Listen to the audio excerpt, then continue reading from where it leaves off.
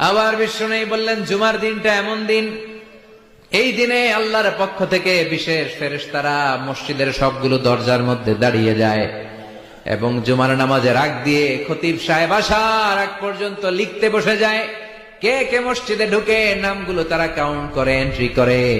সর্বপ্রথম জুমার সালাত আদায়ের জন্য যে মসজিদে ঢুকে আল্লাহর রাস্তায় উট কুরবানি করলে যেই সওয়াব, ওই ব্যক্তির আমল নামায় আল্লাহ ওই সওয়াব দান করে দেয়। সর্বপ্রথম জুমার দিন যে মসজিদে ঢুকে ফালাহুল বুদনা, তার জন্য থাকে একটা উট কুরবানির সওয়াব। ওনার পরে যে ঢুকবে ফালাহু বাকারা, তার জন্য গরু কুরবানির সওয়াব।